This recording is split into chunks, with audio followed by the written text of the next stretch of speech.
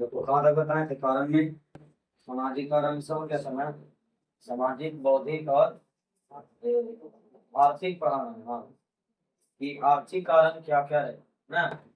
America के अंदर कौन कौन से ऐसे आर्थिक परिवर्तन हुए जिसके कारण क्या हुआ, अमेरिकी स्वतंत्रता संग्राम हुआ, उसको पढ़ना ना। तो आर्थिक कारण वहाँ कल हम बता दिए थे थोड़ा बड़ा कि आर्थिक कारण में सबसे पहला कारण क्या हुआ सर, कि निवेशों की जो आर्थिक स्थिति है ना, वो क्या हो गई, खराब हो गई। और इसका रीजन क्या हुआ, कि हम लोग जानते हैं कि एक युद्ध चला था फ्रांस और इंग्लैंड के बीच। उसका नाम क्या था, सप्तवर्षीय युद्ध, है ना। सप्तवर्षीय युद्ध, है ना। इस युद्ध में जो कहीं ना कहीं इंग्लैंड था, उसकी भी आर्थिक स्थिति खराब हो गई। और जहां जहां पर यह सप्तवर्षीय युद्ध लड़ा गया, उन उपनिवेशों के भी कहीं ना कहीं अर्थव्यवस्था में क्या हो गया, गिरावट आ गया। जिनसे कहीं ना कहीं वहां पर चीजें जो है ना, या मुद्रा जो है ना, उसका मूल धीरे धीरे क्या होने लगा, गिरने लगा। जिसके कारण हमारा वहां की मुद्रा का जो है ना, विश्व बाजार में कोई वैल्यू नहीं रह गया। और लोगों को बहुत ज्यादा परेशानी होने लगी। अब ये सारा चीज का जो कारण है ना, सब का सब जो है किस पर थोपने लगे, इंग्लैंड पर। ये जो इंग्लैंड है ना, इसी के कारण कहीं ना कहीं हमारी आर्थिक स्थिति क्या हुई है, खराब हुई है। काहे कि वही इंग्लैंड के कारण क्या हुआ था यार, युद्ध हुआ था कि नहीं हुआ था। इसीलिए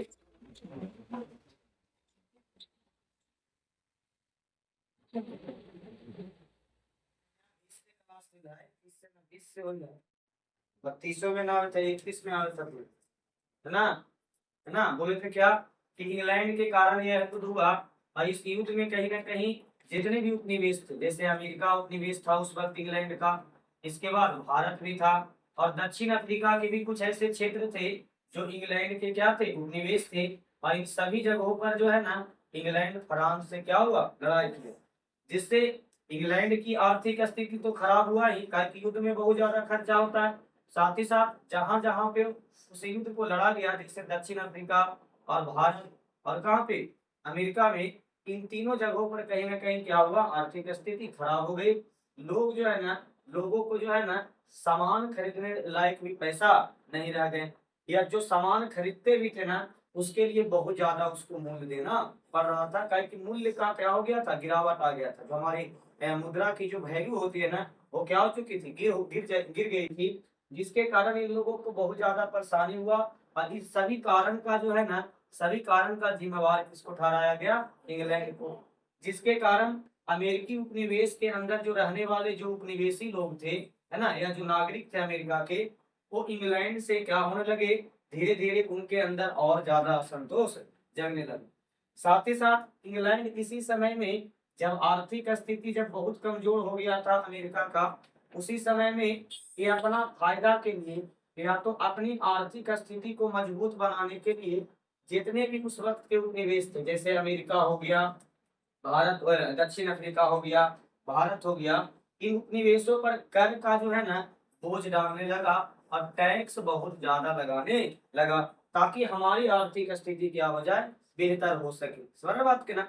साथ ही साथ हमारा अनेक उपनिवेशों पर अनेक प्रकार के रोक लगाने लगे। रोक का मतलब सर, प्रतिबंध लगाने लगे, है ना। प्रतिबंध लगाने लगे इसके जरिए, एक्ट के जरिए, किसके जरिए, एक्ट के जरिए, या तो अपने संविधान के अंदर कुछ ऐसा नियम लागू करता जो उपनिवेशों के कहीं ना कहीं आर्थिक शोषण से संबंधित होता था। या तो कह सकते हो कि उपनिवेशों से रुपया पैसा अधिक कमाने पर आधारित होता था।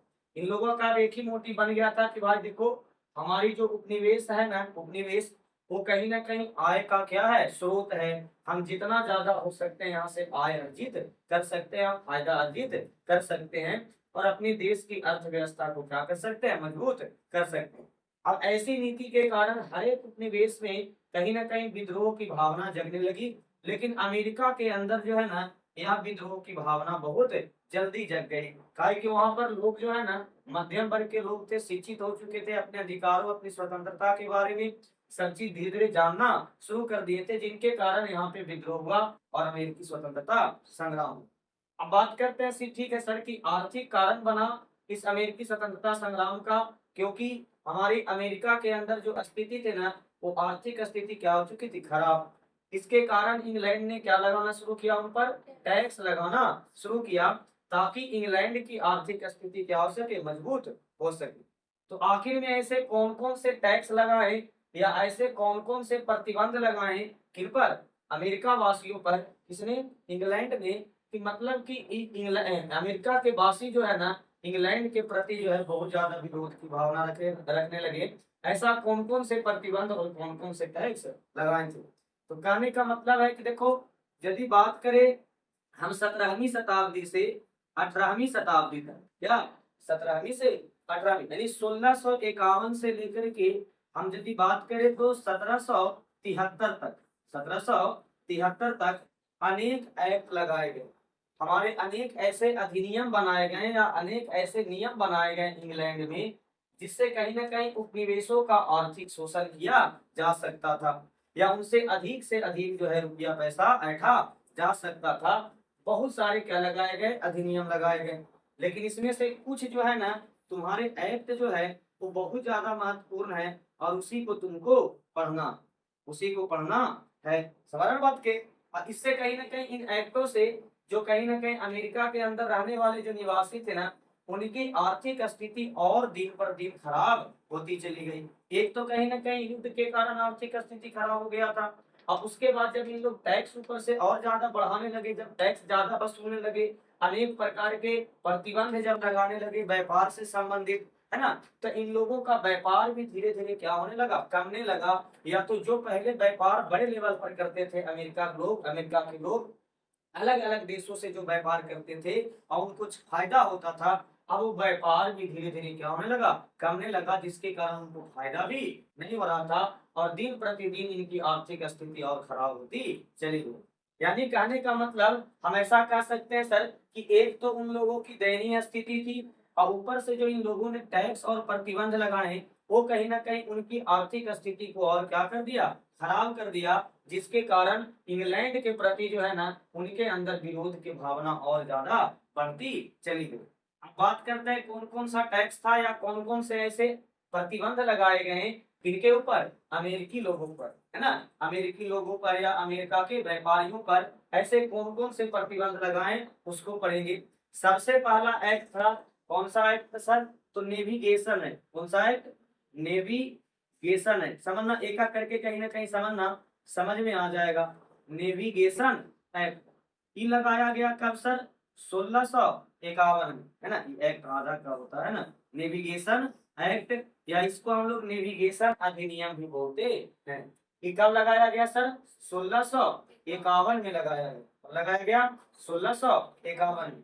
अब ये क्यों लगाया गया था, इसका कारण समझना।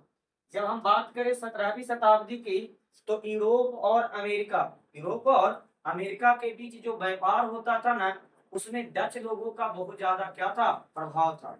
जो डची लोग थे वो अंतरराष्ट्रीय व्यापार बहुत ज्यादा कर रहे थे, दो अलग अलग देशों के बीच व्यापार बहुत ज्यादा कर रहे थे। साथ ही साथ फ्रांसीसी लोगों का भी व्यापार बहुत बड़ा था, वो कहीं ना कहीं अनेक देशों से क्या कर रहे थे, व्यापार कर रहे थे, जिनसे उनको बहुत ज्यादा क्या मिल रहा था, फायदा मिल रहा था, है ना, लाभ मिल रहा था। अब उसी चीज को देखते हुए इंग्लैंड के अंदर के जो राजा हैं या इंग्लैंड के जो लोग हैं ना, वो भी सोचे कि हम भी कहीं ना कहीं अंतरराष्ट्रीय व्यापार में क्या होंगे, आगे होंगे। जो समुद्र के रास्ते से जो व्यापार किया जा रहा है, उसमें हम लोग को भी आगे होना पड़ेगा, ताकि हमारी आर्थिक स्थिति क्या हो सके, अच्छी हो सके। अब समुद्री व्यापार में आगे होने के लिए इन लोगों ने एक एक्ट लगाया। अब एक्ट देखा कि देखो भाई, आज के बाद हमारे, है ना, आज के बाद हमारे जितने भी उपनिवेश हैं, चाहे वो अमेरिका हो, चाहे वो भारत हो, चाहे वो दक्षिण अफ्रीका हो, इन सभी उपनिवेशों में जो भी सामान जाएगी और जो भी उन उपनिवेशों से सामान आएगी, है ना, जैसे कुछ तो ऐसा थोड़ी ना है कि सब सामान खाली यहाँ पे जाता था, यहाँ से कुछ सामान आता भी तो होगा ना। जो सामान यहाँ पर ज्यादा मात्रा में बनते होंगे वो दूसरे देशों में भेजा जाता होगा, और जो सामान इसके पास नहीं होता था उसको दूसरे देशों से मंगवाया भी जाता होगा। तो जो भी सामान आती है और जो भी सामान जाती है हमारे उपनिवेशों से, उन सामानों को इंग्लैंड के जहाज पर ही लाद करके लाया जाएगा और ले जाया जाएगा, ऐसा नियम बनाया गया। अब ऐसा नियम बनाने का मकसद यही था कि जो परिवहन पर जो लागत लगते थे, जो चीजों को लाने ले जाने में जो खर्चा होता था ना, वो किसको मिलेगा? ब्रिटेन को मिलेगा। और साथ ही साथ ब्रिटेन के समुद्री व्यापार में नाम क्या होगा? बड़ा हो जाएगा। क्या हो जाएगा? जब मान लो कि जब उसी के जहाज से जब मान लो कि व्यापार किया जाएगा तो सगरों उसी का जहाज जाएगा, तो कहीं ना कहीं जो कहीं समुद्र के अंदर जो व्यापार हो रहा था उसमें उसका नाम क्या हो जाएगा? रोशन हो जाएगा, साथ ही साथ उसको लाभ भी प्राप्त होगा। तो ये था पहला नियम। इसको बोलते हैं क्या सर? नेविगेशन है। अब इसमें एक ही को नियम नहीं थे या एक ही वो प्रतिबंध नहीं था, एक प्रकार का प्रतिबंध ही ना है। पहले कहीं ना कहीं जो अमेरिका के उपनिवेश थे वो किसी भी जहाज से सामान को मंगा लेते थे, किसी भी जहाज को वहां पे आकर के उतरवा लेते थे। कभी कभी वो फ्रांस से भी कहीं ना कहीं चीजों को मंगवा लेते थे, कभी कभी वो डची लोगों से भी चीजों को मंगवा लेते थे। जहां से उनको सस्ता मिलता था अमेरिकी लोगों को वहां से मंगवा लेते थे। लेकिन अब हो गया कि नहीं भाई, अब जो भी सामान यहाँ से जाएगा और जो भी सामान इस अमेरिका की बंदरगाह पे आएगा वो किसके थ्रू आएगा? इंग्लैंड के जहाजों के द्वारा ही आएगा। अब ऐसा करने से कई ऐसे देश थे जैसे फ्रांसीसी और डची लोग थे, वो माना कर दिए कि भाई देखो यदि हमें ब्रिटेन के जहाज से तुम अपना सामान मंगवाओगे हमको जो से तो हम देंगे नहीं, और उस सस्ता दर पर हम देंगे नहीं। कौन लोग थे? दुश्मन थे। समझा कि नहीं समझा? तो ऐसा करने से क्या हुआ कि अब जो है ना एक हाँ डची उस वक्त बताए ना कि अलग अलग क्या होती थी, साम्राज्य होती थी, तो उन लोग वहां पर एक अलग से डच साम्राज्य, समझ बात के ना, तो उन्हीं लोग थे। अब कहीं ना कहीं क्या हुआ कि ऐसा करने से जब इंग्लैंड के जहाजों से जब चीजें को लाने ले जाने लगा ना, तो बहुत सारे ऐसे देश थे जो पहले सस्ते दामों पर इस अमेरिका को सामान देते थे, अब उनसे व्यापार करना छोड़ दिए। क्या कहती है? व्यापार करना छोड़ दिए, जिसके कारण अमेरिका के व्यापार पर क्या पड़ा? बहुत बुरा प्रभाव पड़ा। साथ ही साथ जो व्यापार से पहले अमेरिका को फायदा होता था वो भी क्या होने लगा? फायदा कम गया। अब कहीं ना कहीं दो रीजन हो गए, एक तो उनकी पहले से ही आर्थिक स्थिति खराब थी और व्यापार कम जाने के कारण या व्यापार ठप पड़ जाने के कारण वहां के व्यापारियों को लाभ भी क्या मिलने लगा? कम मिलने लगा, है ना। जिसके कारण व्यापारी लोग जो है ना इस इंग्लैंड के राजा के प्रति विरोध करना शुरू कर दिए। अभी जो नेविगेशन एक्ट था इसमें एक ही नियम नहीं थे, बल्कि यह कई नियमों का क्या था? समूह था। इसमें बहुत सारे नियम कानून और बहुत सारे प्रतिबंध लगाए गए थे।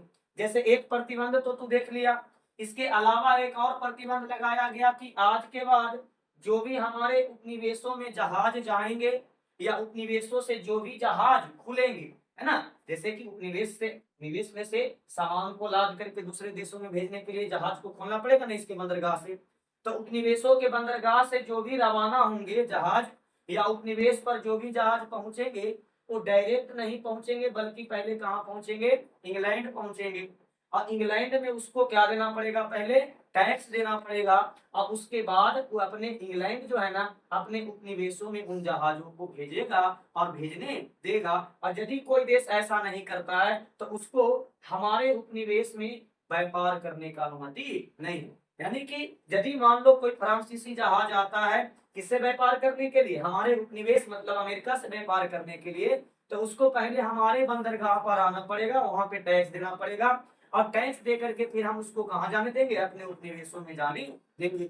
जब ऐसा प्रतिबंध लगा दिया ना तो और जो हमारे फ्रांसीसी लोग थोड़ा मोड़ा कहीं ना कहीं इससे व्यापार अभी भी कर रहे थे, उन लोग भी साइड हो गए कि भाई हमको ऐसा नहीं करना, हम 50 जगह टैक्स देते रहेंगे तो हमको कहीं ना कहीं जो वस्तु होगी वो क्या हो जाएगी? महंगा हो जाएगी। और जब वस्तु महंगा हो जाएगा तो हमको वस्तु का डिमांड क्या हो जाएगा? कम जाएगा। इससे अच्छा हम तुमसे व्यापार नहीं करेंगे। समझ मत के ना, यानी व्यापार में और ज्यादा क्या हो गया? घाटा हो गया।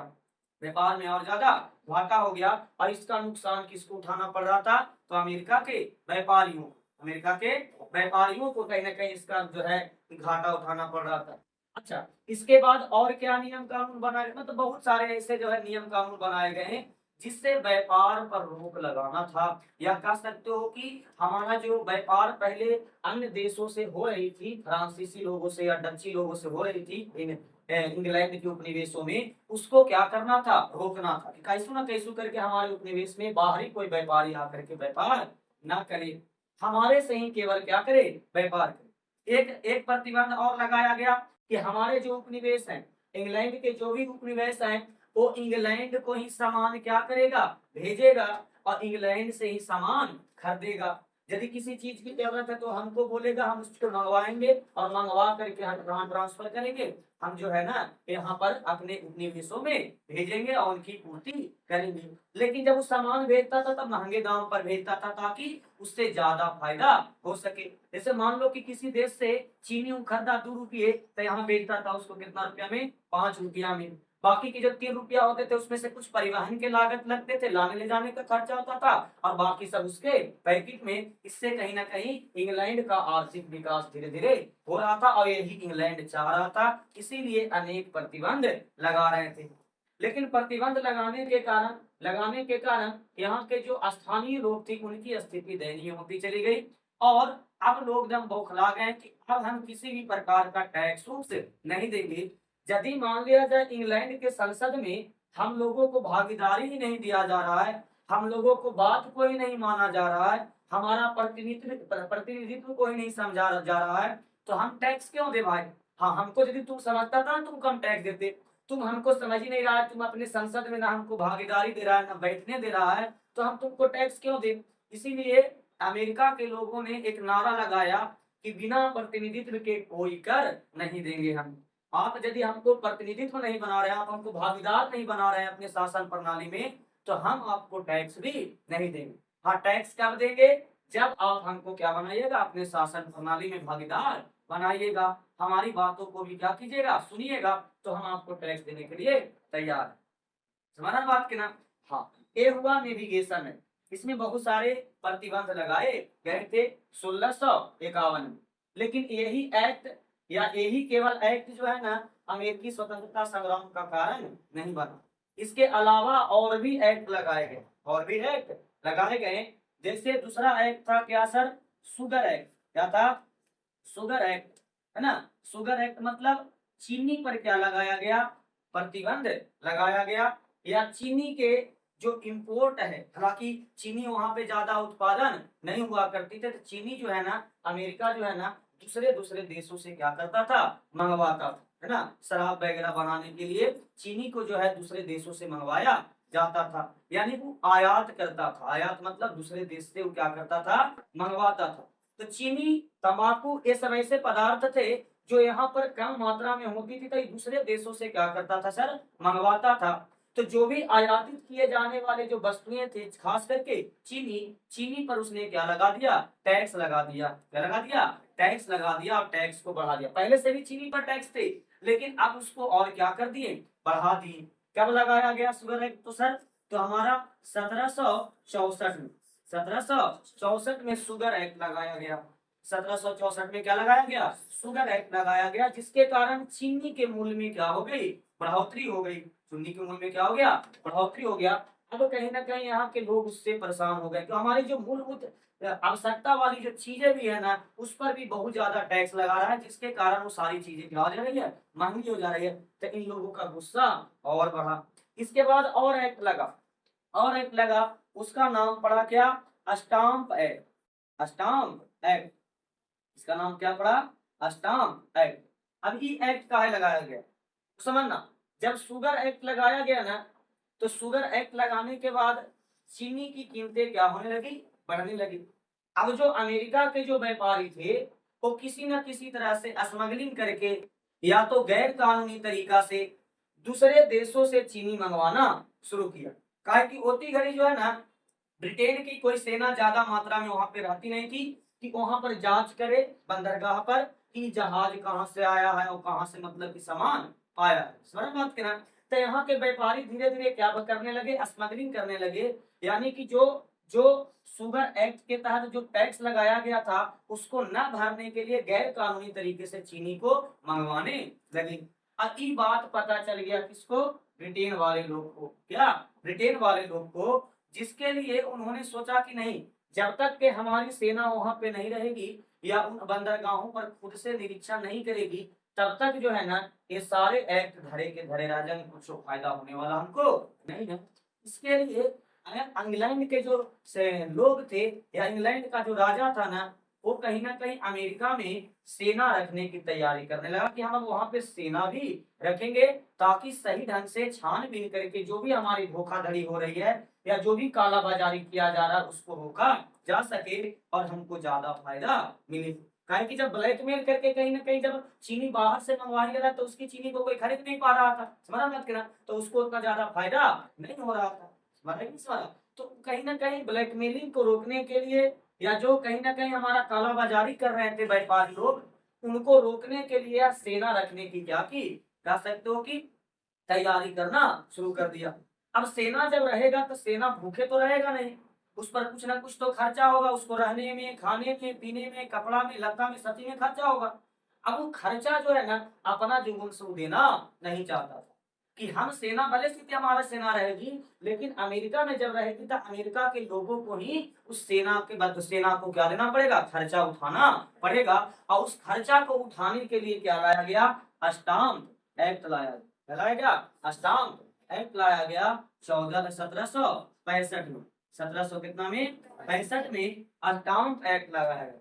अब ये एक्ट क्या था सर, इस एक्ट के तहत ऐसा बोला गया कि जो भी सरकारी कागज है, जैसे मान लो कि कोई जमीन के कागज है या ताश का जो बंडल है ना, या कोई भी सरकारी कागज है जमीन जायदाद वाला या केस मुकदमा वाला जो भी कागज होती है, उन सारी कागजों पर एक स्टाम्प लगाना बहुत जरूरी है, एक टिकट लगाना बहुत जरूरी है। और उस टिकट की जो दाम होती थी, कीमत होती थी ना, वो होता था कितना का, 20 सीलिंग का। कितना का, 20 सीलिंग का होता था। मतलब पहले इन सारे कागजातों पर कोई स्टाम्प लगाने की कोई जरूरत नहीं थी, लेकिन जब ऐसा काला बाजारी होने लगा तो उसको रोकने के लिए सेना भी उसको रखना था, साथ ही साथ उस काला बाजारी को रोकने के लिए जितने भी सरकारी दस्तावेज थे या जितने भी सरकारी डॉक्यूमेंट थे, उन पर अब स्टाम्प लगाना बहुत अनिवार्य कर दिया। किसने, ब्रिटेन के सरकार ने, कि अब जो है जो भी सरकारी कागज होंगे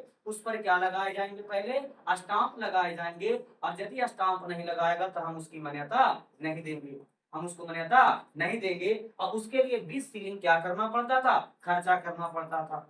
जिसके कारण जो वकील लोग थे, कहा कि वकील लोग अनेक मुकदमा के कागज फाइल वगैरह बनाते हैं, तो जो वकील लोग थे ना उनको अब बहुत ज्यादा खर्चा होने लगा। हर एक कागजात पर क्या लगाना पड़ता था, स्टाम्प लगाना पड़ता था, और बिना मतलब का खर्चा था, उससे कोई मतलब नहीं बनता था। इससे किसको फायदा होता था, इंग्लैंड को फायदा होता था। साथ ही साथ इस पैसा को क्या करना था सर, इस पैसा से जो कहीं ना कहीं सेना भेजती है अमेरिका के अंदर ब्रिटिश, उसको क्या करना था, रहने सहने के लिए, उसके लिए वो पैसा कहीं ना कहीं मुहैया कर रहा था। किसके जरिए, स्टाम्प एक्ट के जरिए। इससे दोनों काम हो जाता था, काला बाजारी भी कुछ हद तक रुक जाता। जब सरकारी दस्तावेज पर जब स्टाम्प लगाए जाते तो कहीं ना कहीं वो स्टाम्प इस बात की प्रूफ रहती कि भाई सरकारी दस्तावेज सही है, गलत नहीं है, काली बाजारी वाला नहीं है। साथ ही साथ उससे जो पैसा होता उससे किसकी खर्चा निकल जाती, सेना की खर्चा निकल जाती। तो इसीलिए क्या लगाया गया, स्टाम्प एक्ट लगाया गया। लेकिन उससे अनेक जो सरकारी दफ्तरों में जो कार्य करने वाले लोग थे ना,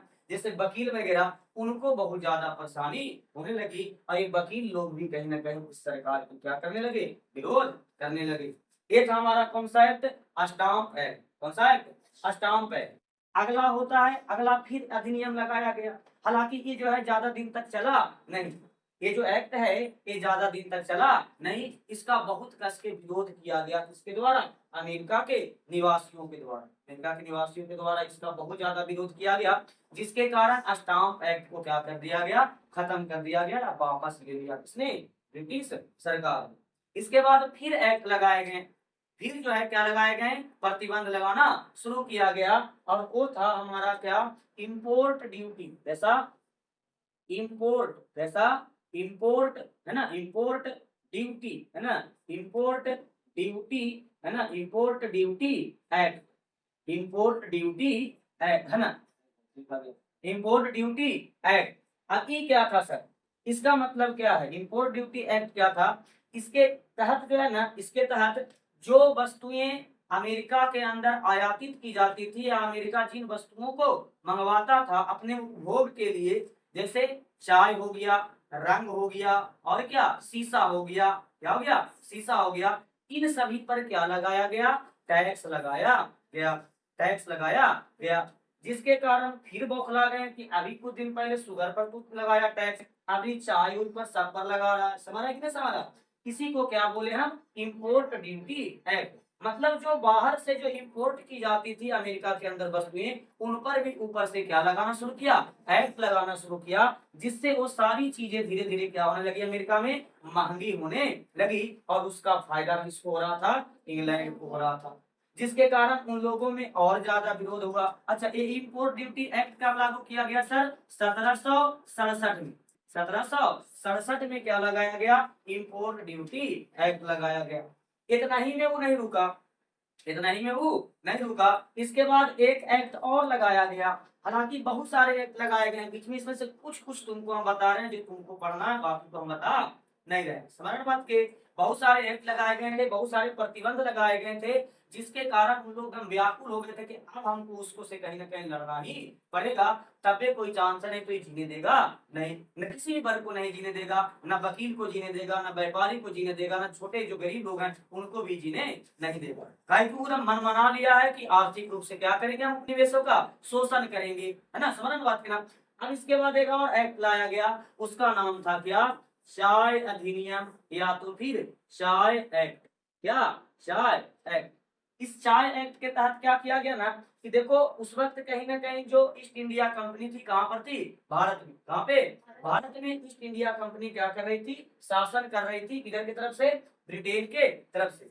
अब ईस्ट इंडिया कंपनी को देखे सर तक कहाँ था, भारत में। और भारत में चाय की खेती होती गई, बहुत ज्यादा हो रहा था, समझ बात की ना। यानी चाय उत्पादन भारत में बहुत ज्यादा हो रहा था, लेकिन उस चाय को बेचने के लिए बाजार की क्या थी, कमी थी। उस चाय उतना ज्यादा बिक नहीं रहा था, जिसके कारण ब्रिटिश लोगों ने बोला कि आज के बाद जो है ना, हमारे जितने भी उपनिवेश है, उन सभी उपनिवेशों में कहाँ का चाय निर्यात किया जाएगा, कहाँ का चाय जो है भेजा जाएगा, तो हमारा ईस्ट इंडिया कंपनी, यानी कहने का मतलब भारत से चाय बेचा जाएगा।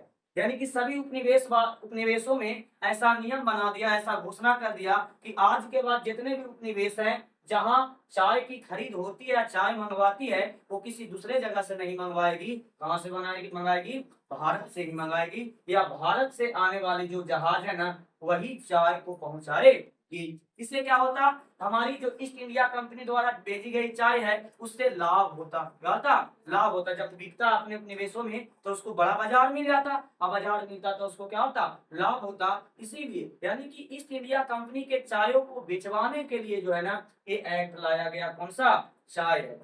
क्या, चाय एक्ट कब लाया गया सर, 1773 में। कितना, 1773। अब जब ये एक्ट लाया गया तो अब कहा कि भाई अब बर्दाश्त नहीं होगा। काहे कि देखो, एक तो तुम हमको भागीदारी नहीं दे रहे हो, और तुम अपना ढंग से कह रहे हो कि नहीं तुम वहीं से चाय खरीदो। हम भी तो आदमी, हम कहूँ से कर दे, हमको जहां सस्ता मिलेगा हम वहां से कर देंगे। तुम कौन होते हो बोलने वाले कि तुम जो है भारतीय चाय को खरीदो, बाकी किसी चाय को खरीदोगे नहीं।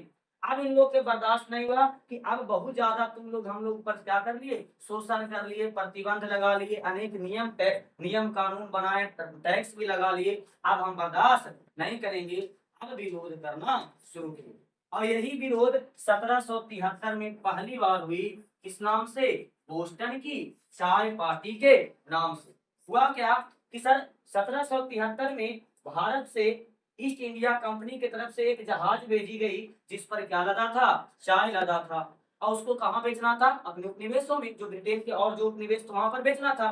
तो उस चाय आ रही जो जहाज ना, हमारा चाय से लदी हुई जहाज थी, ये कहाँ पे आ रही थी, अमेरिका के अंदर आ रही थी। अमेरिका के बंदरगाह पर जैसी पहुंची ना, तो अमेरिका के लोग ने, वहां के जो आदिवासी थे, जिनको क्या बोलते थे, रेड इंडियन, क्या बोलते थे, रेड इंडियन। रेड इंडियन का वेशभूषा बना करके उस पर जितने भी लदे हुए चाय थे, उनकी पेटियों को समुद्र में फेंकना शुरू कर दिया। यानी कि विरोध, पहला विरोध शुरू हो गया। अब सरकार के खिलाफ कार्रवाई करना शुरू कर दिया, किसने, अमेरिका के लोगों ने। अब उसका खुल करके विरोध करना शुरू कर दिया कि भाई अब हमको से बर्दाश्त नहीं होगा। समझ बात के ना। तो कहीं ना कहीं चाय की जो है जितने भी पेटियां थी सब फेंक दिया, और बहुत बड़ा क्या किया, विरोध किया, जिसको हम लोग इतिहास में क्या बोलते हैं, बोस्टन टी पार्टी। क्या बोलते हैं, बोस्टन टी पार्टी या बोस्टन चाय पार्टी घटना। बोस्टन चाय पार्टी घटना, वहीं से अमेरिकी स्वतंत्रता संग्राम का कह सकते हो कि विरोध जो है ना शुरू हो गया खुल करके। ऐसे तो कहीं ना कहीं विरोध रख रहे थे या विरोध की भावना अंदर थी, लेकिन वो बाहर निकल नहीं पा रही थी। लेकिन बोस्टन टी पार्टी से कहीं ना कहीं उस घटना से अब जो है लोग खुल करके विरोध करने लगे कि हम तुम्हारे कहे अनुसार हम जो है नहीं करेंगे। तुम यदि कहो कि हमारा जो है वहां के चाय खरीदो तो हम तुमको खरीदने वाले नहीं। तुम समझो तुम्हारा उपनिवेश है भारत, तुम समझो कि उस चाय को कहाँ बेचोगे, किस बाजार में ले जाकर बेचोगे। हमको जहाँ का चाय अच्छा लगेगा, जहाँ का चाय सस्ता लगेगा, हम वहीं से खरीदेंगे। इसीलिए उन्होंने क्या किया था, चाय की पेटियों को फेंक दिया था। आया बात समझ में, जिसको बोलते हैं बोस्टन चाय पार्टी। और यहीं से अमेरिकी स्वतंत्रता संग्राम की क्या हो गई, शुरुआत हुई। ये थे सब क्या सर, आर्थिक कारण। इसके आर्थिक कारण जो आर्थिक मामलों से जुड़ी हुई थी। इसमें कहीं ना कहीं इसका मुख्य मोटिव जो था, इन सारे प्रतिबंधों, इन सारे एक्टों का मेन मोटिव क्या था सर, कि अपने इंग्लैंड है ना, अपना इंग्लैंड, उन लोग का कहना था कि हमारा इंग्लैंड व्यापार में भी क्या रहे, आगे रहे, और इससे हमको ज्यादा से ज्यादा फायदा हो, यही मोटिव था। इसीलिए इन लोगों ने इसका विरोध करना शुरू किया। तो दिक्कत यहाँ तक थी। ये सारे आर्थिक कारण में आएंगे, जितने भी प्रतिबंध हैं, जितने भी अधिनियम हैं, ये सब किसके अंतर्गत आएंगे, आर्थिक कारण में आएंगे, आर्थिक कारण में आएंगे। और जो बोस्टन चाय पार्टी घटना है वो बन जाएगा कैसा कारण, तत्कालीन कारण, तत्कालीन कारण। क्योंकि उसी घटना के बाद खुल करके लोग विरोध करना शुरू किए ब्रिटिश सरकार का, इसीलिए वो क्या बन जाएगा, तत्कालीन कारण बन जाएगा। कोई दिक्कत है यहाँ तक के, अरे कोई दिक्कत है नहीं। अब एक एक करके आर्थिक कारण पढ़ते हैं कि आर्थिक कारण क्या क्या रहा सर, अभी और चीजें पढ़ना है ना। देखो बोला गया है सबसे पहला आर्थिक कारण में उपनिवेशों की दयनीय आर्थिक स्थिति। बोला गया 7 वर्षीय युद्ध के बाद, जब 7 वर्ष का युद्ध हुआ, तो उसके बाद अमेरिका की आर्थिक स्थिति क्या हो गई, बहुत खराब हो गई। और न केवल अमेरिका की आर्थिक स्थिति खराब हुई, बल्कि उस वक्त जहां जहां वह लड़ाई लड़ी गई थी, उन सभी उपनिवेशों की आर्थिक स्थिति खराब हुई। साथ ही साथ जो लड़ा था इंग्लैंड, उसकी भी आर्थिक स्थिति थोड़ी सी खराब हो गई थी, है ना। युद्ध के कारण वहां कर्ज बढ़ गया और मुद्रा का मूल्य कम हो गया। इससे अनाज की कीमत भी क्या हो गई, गिर गई, जिसका बुरा प्रभाव किन पर पड़ा, किसानों पर पड़ा, है ना। कई कारखाने और व्यापार भी क्या हुए, प्रभावित हुए, और आर्थिक समस्याएं बढ़ने लगी। इस स्थिति को सुधारने के लिए नई आर्थिक नीतियों की जरूरत थी, लेकिन औपनिवेशिक सरकार ने इस पर ध्यान नहीं दिया, है ना। इस स्थिति को सुधारने के लिए, जो आर्थिक जो दयनीय स्थिति हो गई थी, इसको सुधारने के लिए कोई ऐसी नीति लानी चाहिए थी उसको, जिससे कि अमेरिका का अर्थव्यवस्था फिर से पहले जैसा हो सके। लेकिन वह उल्टा काम किया, वह अपनी आर्थिक स्थिति को सुधारने के लिए उन पर और ज्यादा प्रतिबंध लगाने लगी। यदि मान लो कि अमेरिका में व्यापार का बढ़ावा देता था, व्यापार से ज्यादा कमाई होता, तो अमेरिका की स्थिति सही हो सकती थी। यदि नई आर्थिक नीति, अच्छी नीति, यदि कुछ छूट दिया जाता उन लोगों को, तब यदि वहां के व्यापारियों को छोड़ दिया जाता, तो उन लोग व्यापार करके वो अपनी स्थिति को सही से पहले कर लेते। लेकिन उल्टा उन लोगों ने प्रतिबंध लगाना शुरू कर दिया। हाँ, बोला गया क्या, इसके बजाय अंग्रेज सरकार ने अपने फायदे के लिए कई कठोर आर्थिक कानून और कर लागू कर दिए। इससे उपनिवेश वासियों में असंतोष और विद्रोह की भावना और भी अधिक बढ़ गई, जो आगे चलकर अमेरिकी स्वतंत्रता संग्राम का क्या बना, कारण बना। अब इसमें ये था हमारा पहला कारण, तथा पहला आर्थिक कारण कि उपनिवेशों की उस वक्त क्या हो गई थी, दयनीय स्थिति हो चुकी थी, उसकी आर्थिक स्थिति बहुत खराब हो चुकी थी। दूसरा आर्थिक कारण में क्या है सर, उपनिवेशों पर लगाए गए प्रतिबंध। दूसरा आर्थिक कारण क्या बना कि उसके, एक तो आर्थिक स्थिति खराब थी, उसके ऊपर बाद में कहीं ना कहीं उन लोग प्रतिबंध लगाना शुरू किए अपने फायदे के लिए, या उस पर ज्यादा मात्रा में टैक्स लगाना शुरू किए अपने फायदे के लिए। अब कौन कौन प्रतिबंध लगाए इसके बारे में बात करें। बोला गया अंग्रेज सरकार ने अमेरिकी उपनिवेशों पर कई प्रकार के आर्थिक आर्थिक प्रतिबंध लगाए, जिससे उनका व्यापार क्या हो गया, ठप पड़ गया। व्यापार क्या हो गया, ठप पड़ गया, और आर्थिक विकास क्या हो गया, रुक गया, बिल्कुल एकदम रुक गया, प्रभावित हुआ, बहुत बुरी तरीका से क्या हुआ, प्रभावित हुआ। समझ बात की ना। अब कौन कौन से ऐसे प्रतिबंध थे या कौन कौन से ऐसे एक्ट थे सर, तो सबसे पहला एक्ट था कौन सा sir, navigation act. Navigation act, जो कि कब लागू किया गया, 1651। 1651 में हमारा नेविगेशन एक्ट लगाई गई। और इस नेविगेशन एक्ट में कोई एक नियम नहीं थे, बल्कि यह कई नियमों का क्या था, एक चेन था या श्रृंखला था। इसमें बहुत सारे नियम लागू किए गए थे इसमें सर नेविगेशन एक्ट। और इसका मुख्य उद्देश्य क्या था, इसका मुख्य उद्देश्य यही था कि अब हम लोग भी क्या करेंगे, व्यापार में आगे बढ़ेंगे। जिस प्रकार से फ्रांसीसी लोग और डच्ची लोग जो है व्यापार बहुत ज्यादा कर रहे हैं, उसी प्रकार से अब हम लोगों का जो अंतरराष्ट्रीय व्यापार या जो समुद्री व्यापार है, उसमें अब हम लोगों का बोलबाला होगा। ऐसा किसका सोचना था, इंग्लैंड का सोचना था। अपने व्यापार को बढ़ावा देने के लिए वो जो है ना नेविगेशन एक्ट लगाया, कहाँ पे, अमेरिका के अंदर या अपने उपनिवेश के अंदर।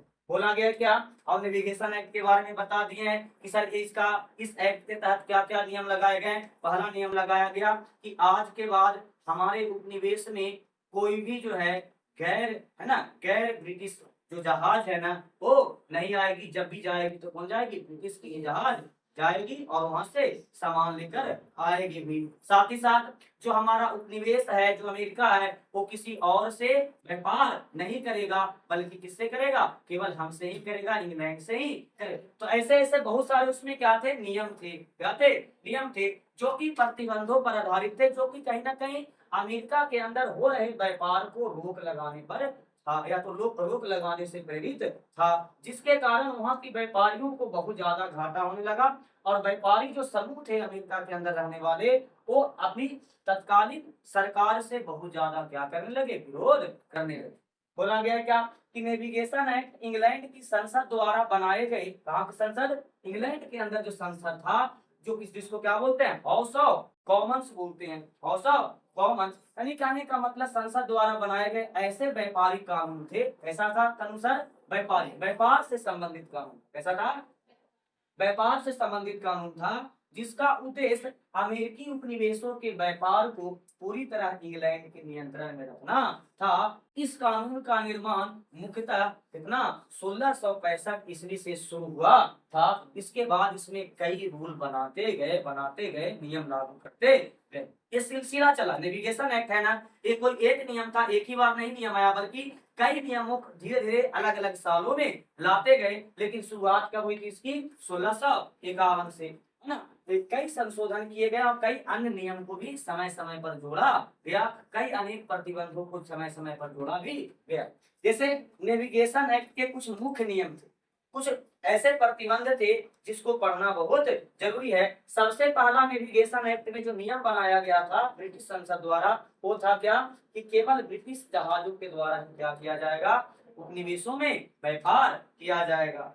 यानी कि यदि तुमको कोई चीजों को एक्सपोर्ट करना है यानी भेजना है, और किसी चीजों को मंगवाना है यानी इंपोर्ट करना है उपनिवेश के अंदर, तो केवल किस जहाज का प्रयोग करेंगे आप लोग, हमारे ही जहाज का प्रयोग करेंगे, या हमारे जहाज से ही एक्सपोर्ट और इंपोर्ट किया जाएगा। ऐसे में क्या हुआ कि जो कहीं ना कहीं पहले के जो व्यापारी थे, जो फ्रांसीसी व्यापारी थे या डच्ची व्यापारी थे, इस काम को करने के लिए तैयार नहीं थे। उनका कहना था कि हम जब सामान भेज रहे हैं तो हमको जहाज देने में क्या दिक्कत है, समझ बात के ना, दिक्कत है नहीं सर। बोला गया क्या कि अमेरिकी उपनिवेशों में जाने वाला सारा व्यापार, इस नियम के तहत क्या था सर, तो इस नियम में अमेरिकी उपनिवेश में जाने वाला सारा व्यापार, है ना, आने जाने वाला सारा व्यापार केवल ब्रिटिश जहाजों या ब्रिटिश उपनिवेशों के जहाजों से ही किया जा सकता था।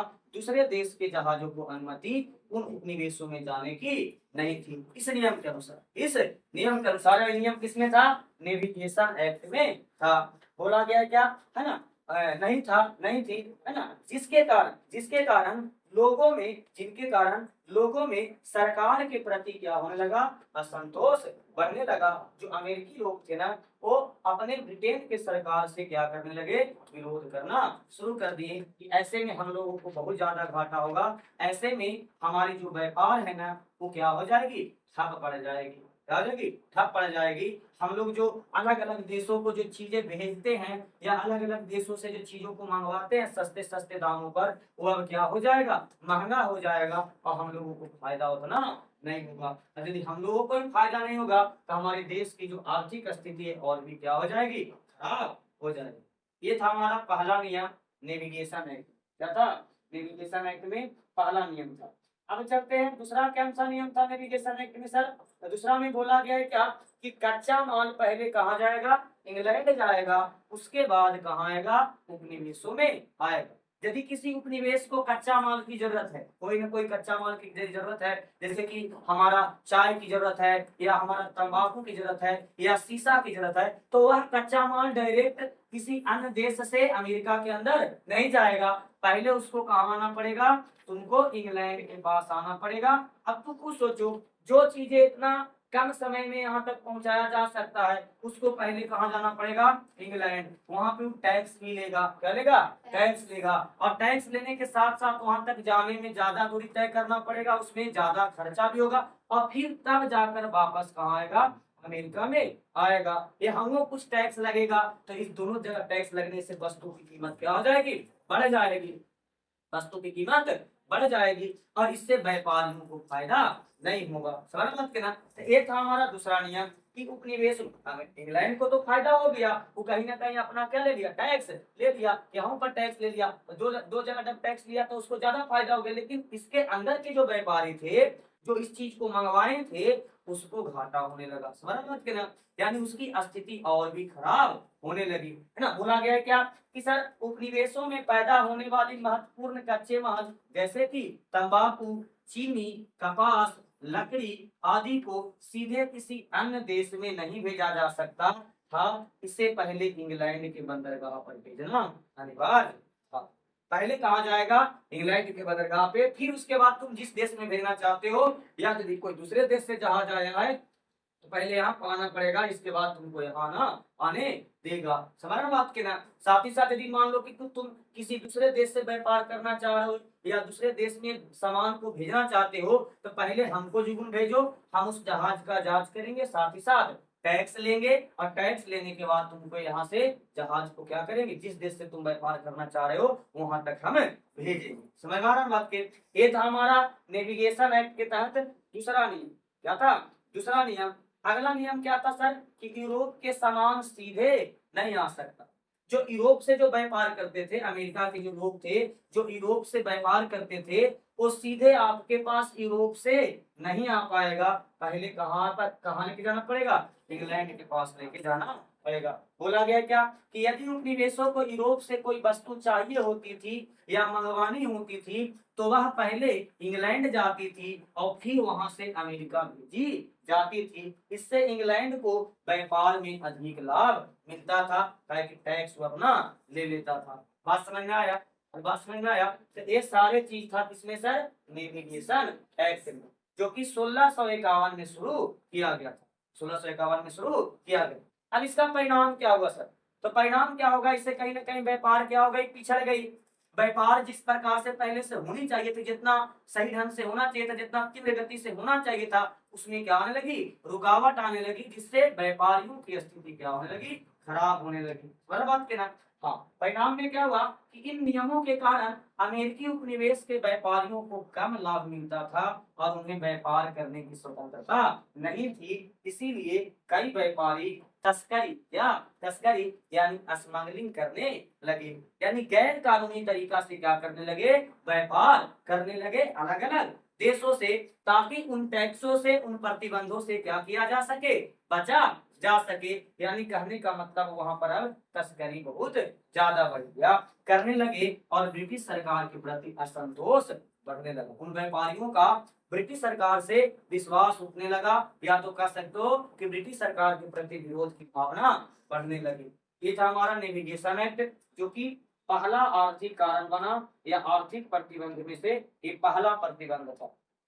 अगला क्या है सर? अगला प्रतिबंध क्या था? आयात निर्यात कानून। हालांकि तुमको हम बता दिए तुम्हारे बुक में दिले। बोला गया इंग्लैंड ने उपनिवेश के आयात और निर्यात पर भी कई प्रकार के क्या लगा दिए? प्रतिबंध लगा दिए, कि जो भी तुम वस्तुएं आयात करोगे वो पहले कहाँ भेजोगे? इंग्लैंड भेजोगे, और जो भी वस्तुओं को तुम निर्यात करवाओगे, यानी अपने देश में, मतलब कि सॉरी, जो भी चीजों को निर्यात करोगे, मतलब जो अपने देश से दूसरे देश में भेजोगे, पहले कहाँ भेजोगे? हमारे देश में, और फिर उसके बाद हम वहां से भेजेंगे। और आयात भी करवाना है, तो जिस देश से तुम मंगवा रहे हो ना, पहले उसको हमको बंदरगाह पर आना पड़ेगा, इंग्लैंड के बंदरगाह पर, इसके बाद तुम्हारे बंदरगाह पर आएगा। समझ बात के ना। हाँ, तो बोला गया है क्या कि उपनिवेशवासी कपास, चीनी और तंबाकू जैसे उत्पाद इंग्लैंड के अलावा किसी अन्य देश को नहीं भेज सकते थे। जब भी भेजते थे तो कहाँ भेजना पड़ता था उनको, इंग्लैंड के पास भेजना पड़ता था, और इंग्लैंड उस सारे उत्पाद को कम दाम पर लेता था, कम दाम पर लेता था, और है ना कम दाम पर खरीदता था, जिसके कारण व्यापारियों को फायदा नहीं होता था।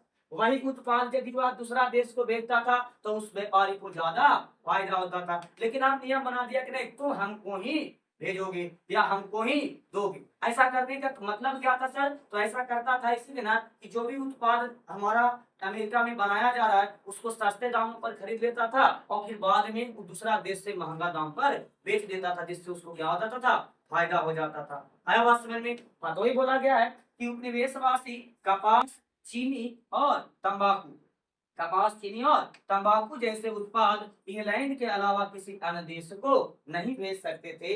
इसके अलावा उपनिवेशी में बाहर से आने वाले सामान पर भी भारी क्या लगा दिया गया, आयात कर लगा दिया गया, टैक्स लगा दिया गया। जो भी बाहर से सामान आती थी उस पर टैक्स को क्या कर दिया, बढ़ा दिया, जिसके कारण वो जो बाहर से आने वाली वस्तुएं थी वो क्या हो गई, महंगी हो गई, और महंगी इतनी ज्यादा महंगी हो गई कहीं ना कहीं हम लोगों को दिक्कत होने लगा इसमें खरीदारी में, है ना। तो कुछ सोचो, पहले मान लो कि तुम, ये मान लो कि व्यक्ति ए है और ये व्यक्ति बी है और ये तुम हो। पहले तुमको बी जो है ना 5 रुपया में कोई चीज दे रहा था, 5 रुपया उसका वास्तविक मूल्य था। अब तुमको ये बोला कि ना तू हमको ही से खरीदबे करेगा और हम तुमको देंगे 5 रुपया में, लेकिन हम टैक्स लेंगे इस पर कितना रुपया, 2 रुपया। अब टोटल मूल्य कितना हो गया, 7 रुपया। लेकिन जब इस वस्तु को अपने देश में ले जाकर बेचोगे तो 7 रुपया से अधिक में बेचना पड़ेगा।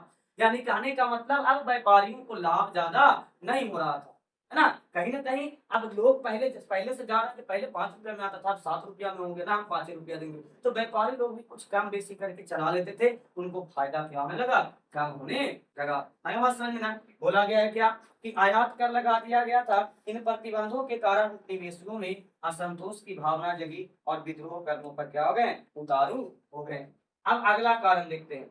अगला आर्थिक कारण में देखिए सर, तो हमारा कौन है, स्टाम्प एक्ट।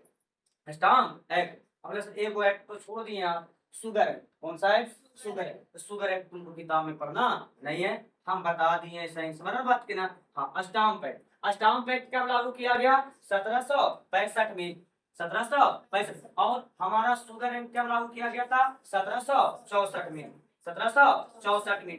तो स्टाम्प एक्ट लागू किया गया। अब इस एक्ट के तहत क्या बोला गया कि सर जो भी हमारी सरकारी दस्तावेज है उस पर स्टाम्प लगाना जरूरी है। ऐसा क्यों अनिवार्य कर दिया, ताकि जो उन लोग व्यापारी जो तस्करी कर रहे थे या स्मगलिंग करके जो व्यापार कर रहे थे उसको क्या किया जा सके, रोका जा सके। साथ ही साथ उसको रोकने के लिए जो सेना हम भेजेंगे उनके लिए पैसा भी व्यवस्था किया जा सके। समझना बात करना, पहले ही बता दिए। बोला गया क्या कि इंग्लैंड के प्रधानमंत्री ग्रेनविले ने, इसने ग्रेनविले ने उस वक्त के जो प्रधानमंत्री थे वहां के बताए थे कि राजा भी होता है और संसद भी होता था। संसद है तो कहीं ना कहीं प्रधानमंत्री वगैरह होंगे, जैसा हमारे देश के अंदर संसद है तो प्रधानमंत्री का पद है ना, तो ऐसा ही वहां का जो प्रधानमंत्री था कौन, ग्रीनविले।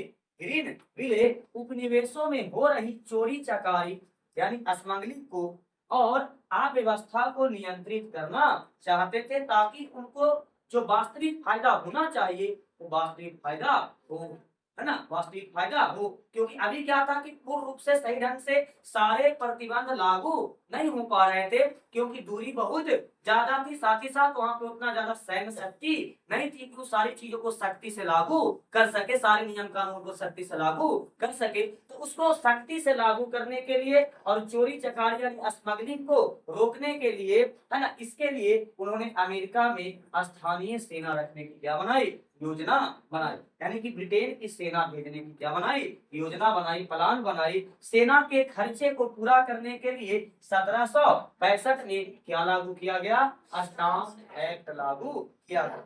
जो सेना जाएगी उस पर जो खर्चा होगा वो हम अपने देश से देने वाले नहीं है, वो हम के लोग टैक्स के रूप में देंगे, और उसी स्टाम्प एक्ट से जो कहीं ना कहीं जो टैक्स का कलेक्शन होगा वो कहीं ना कहीं किस पर खर्चा की जाएगी, वहां पर रहने वाली सेना पर खर्चा किया जाएगा। बोला गया क्या, इस अधिनियम के अनुसार, किसके अधिनियम के अनुसार, स्टाम्प एक्ट को हिंदी में क्या बोलते हैं, अधिनियम। इस अधिनियम के अनुसार या इस एक्ट के अनुसार सभी कानूनी दस्तावेज या सरकारी जो दस्तावेज थे, साथ ही साथ व्यापारिक दस्तावेज, जो व्यापार के समय में कहीं ना कहीं जब हम लोग बिजनेस करते हैं तो कोई ना कोई पेपर बनाते हैं ना कि हाँ भाई इतना चीज गया है यहाँ से, उतना चीज आया है वहां से, तो सारे व्यापारिक कागजों और क्या कानूनी दस्तावेजों और बैंकों के कागजात, समाचार पत्रों, बताओ समाचार पत्र पर भी स्टाम्प लगाना बहुत जरूरी हो गया है ना। समाचार पत्रों एवं पत्रिकाओं, क्या पत्रिकाओं, यानी मुख्य रूप से बोले तो जितने भी दस्तावेज उस वक्त के वहां पर हुआ करते थे, उन सारे दस्तावेजों पर 20 सीलिंग का, कितना सीलिंग का, 20 सीलिंग का सरकारी स्टाम्प, क्या सरकारी स्टाम्प या टिकट। पहले तुम लोग देखा होगा लेटर जब पत्र भेजा जाता था ना, तो लेटर भेजने से पहले उस पर एक टिकट लगाई जाती थी, अलग अलग रुपया, समझ रहे हो बात ना, अलग अलग मूल्य का क्या लगाया था, टिकट लगाया जाता था। तो वैसा ही स्टाम्प लगाना क्या कर दिया गया, अनिवार्य कर दिया गया। हाँ सीलिंग जो है मुद्रा उस पर, समझ रहे बात ना।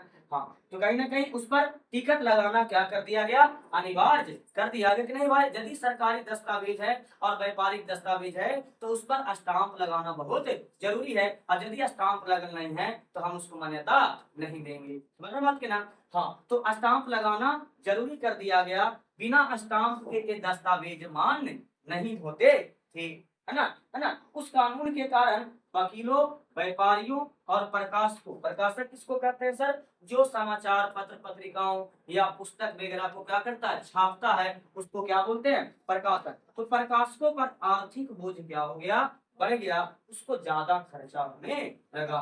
हर एक डॉक्यूमेंट को वैलिड करने के लिए उस पर स्टाम्प लगवाना बहुत जरूरी हो गया, और स्टाम्प कितना का होता था, 20 सीलिंग का होता था।